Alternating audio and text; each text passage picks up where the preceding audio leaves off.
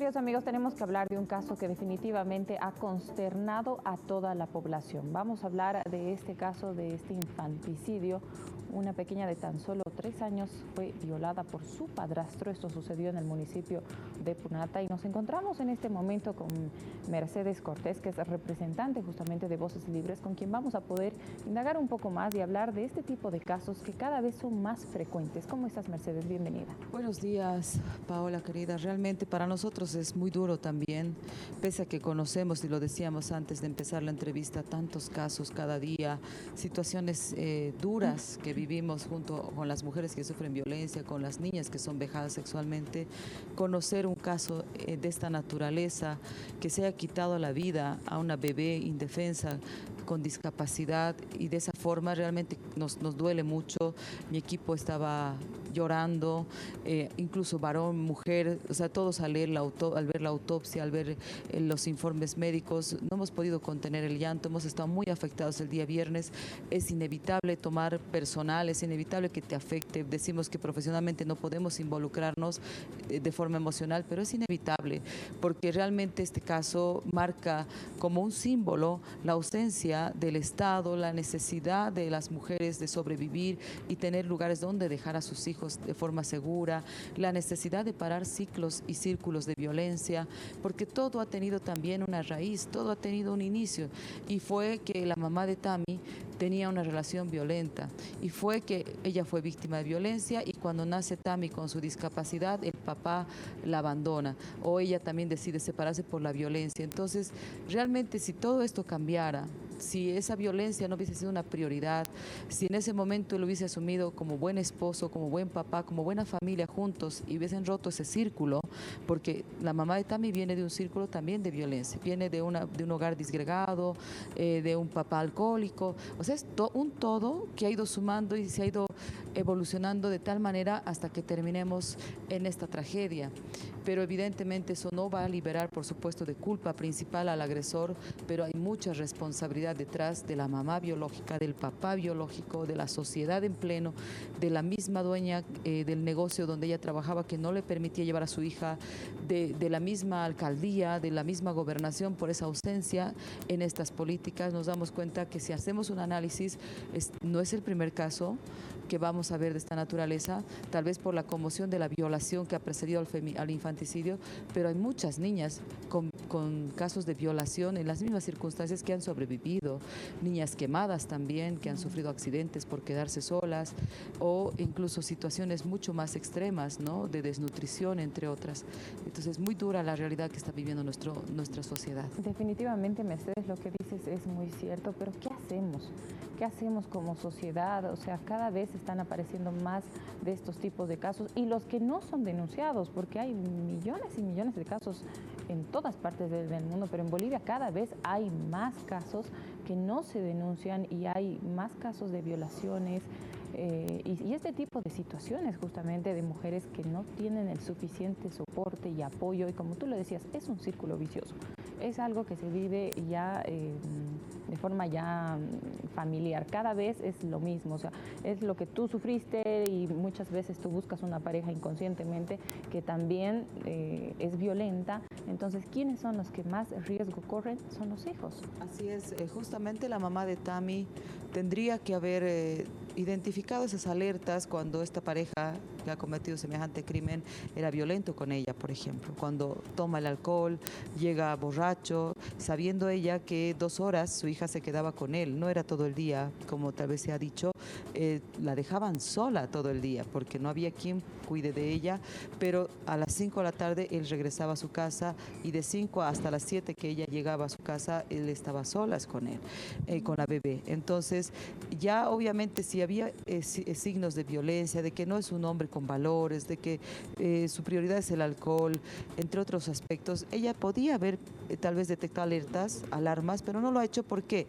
Porque viene de una infancia violenta, porque su padre era alcohólico y violento. Está totalmente naturalizada. La primera pareja era violenta, ahora le toca una segunda pareja, y como decías, va a buscar ahora tal vez una tercera, tal vez no por el trauma que ha vivido, pero si buscara una pareja inconscientemente va a buscar lo que ya conoce. Entonces decías, ¿qué tenemos que hacer? Pues invertir en desarrollo humano, invertir en prevención, invertir en las mujeres, en los hombres, hacer prevención en las escuelas, hablar de estos temas en las escuelas.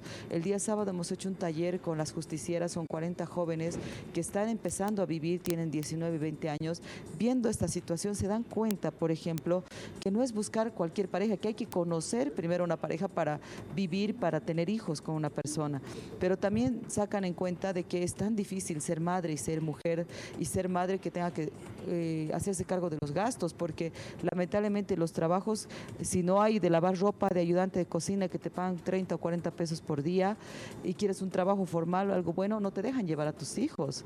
Entonces eso pasó con ella, trabajaba todo el día de ayudante de cocina y no le dejaban llevar a su bebé porque era una bebé que demandaba el doble de cuidado que un bebé normal inclusive, ¿no? Entonces es un todo, lamentablemente. ¿Y qué pasa? ¿Dónde está la alcaldía con guarderías, con centros de cuidado, de estimulación infantil? ¿Dónde está nuestro país, nuestro Estado que brinde políticas verdaderas de reeducación, de desnaturalización de esta violencia, de sanación de traumas para las mujeres que tienen el síndrome de Estocolmo, de adaptación, de aceptación?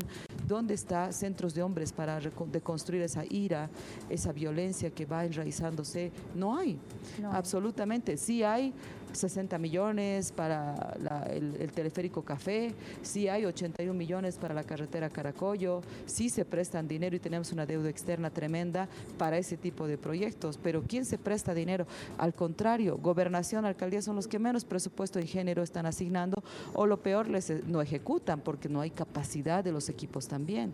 Entonces hay que reorganizarnos y creo que la muerte de Tami tiene que generar algo, una reflexión profunda, no solamente un compromiso de palabras, sino realmente que las autoridades se sientan responsables, que no señalen al agresor solamente como el único culpable. Hay una responsabilidad compartida de todos y en eso las autoridades juegan un rol importante. Qué importante todo lo que dices, Mercedes. Es un llamado definitivamente a la conciencia, en realidad a nuestras autoridades en general, como tú lo decías, tiene que ser un trabajo integral, un trabajo desde el origen, desde la raíz del problema que estamos viviendo como sociedad, y creo que es muy importante, como tú lo decías, que se destine cierta cantidad de recursos a poder trabajar en estos temas sobre todo estructurales que estamos viviendo como sociedad. Y creo que es muy importante trabajar con los varones, trabajar con estas mujeres, trabajar en sí con la familia integral, como tú les decías, en las unidades educativas también es muy importante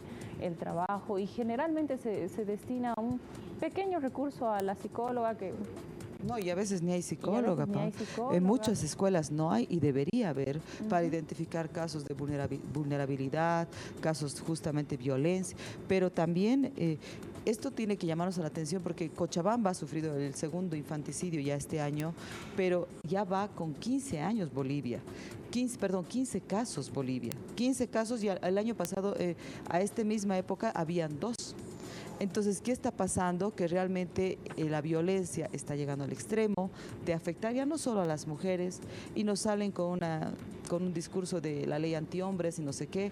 No es momento de retroceder en lo que hemos logrado, es momento de fortalecer y de aplicar todo lo que Bolivia dice en la Constitución y todos los acuerdos y tratados en los que somos parte, pero que queda en la teoría, lamentablemente. Y definitivamente no es una lucha entre géneros, eso es importante decirlo.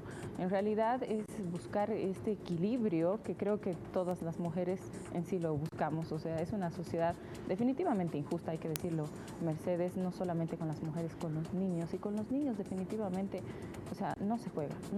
O sea, es algo que no hay que tocar en ningún aspecto.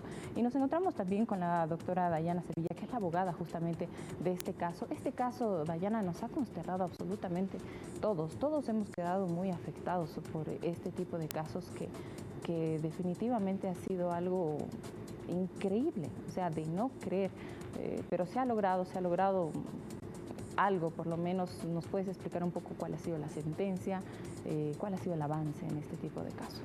Gracias, muy buenos días. Claro que sí, a través del Observatorio de Justicia de la Fundación Voces Libres, también la doctora Mercedes Cortés, se ha obtenido un resultado, se puede decir, favorable, ya que se ha sometido a unas sanciones procedimiento abreviado. en el cual él ha aceptado la culpa. Él ha dicho de que sí, yo he sido culpable del delito de violación infante, niño, niña, adolescente y además el delito de infanticidio, en el cual se le dio la pena de 30 años y además se consiguió las medidas de protección para la mamá de la pequeñita Tamara. Qué tragedia, de verdad, de lo que hemos vivido.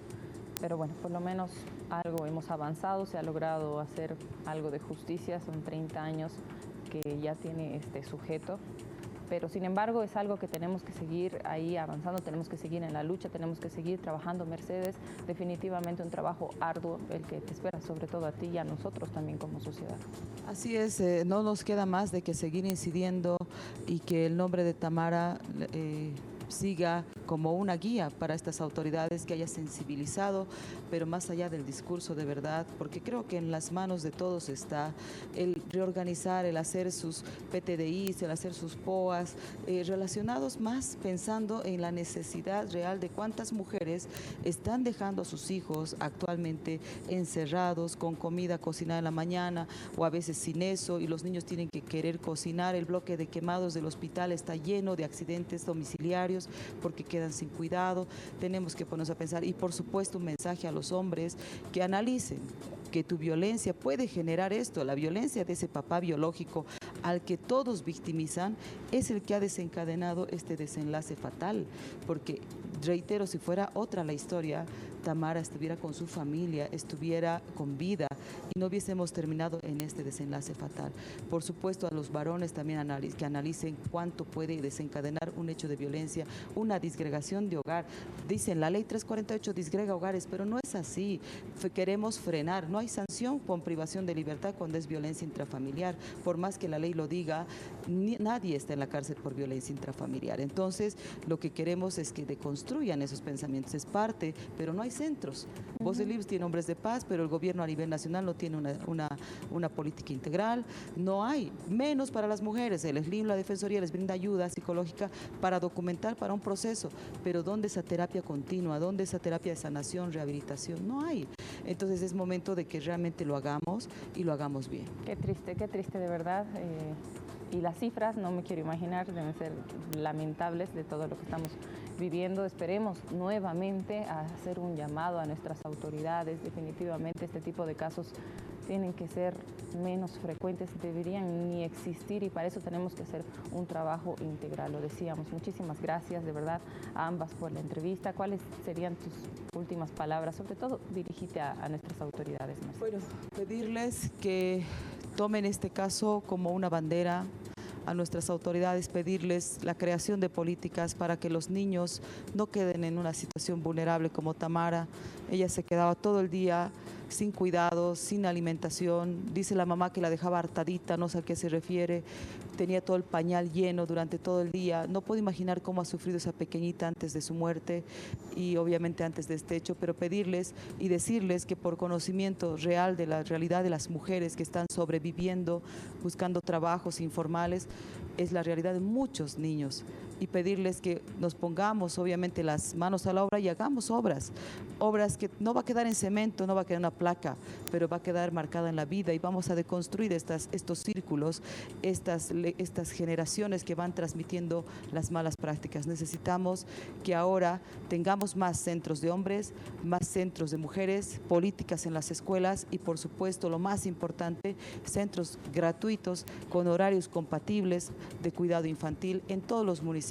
Punata es un municipio grande, pedirles que sus autoridades reflexionen y a partir de este caso de Tamara se cree un centro, ¿por qué no?, con el nombre de la niña.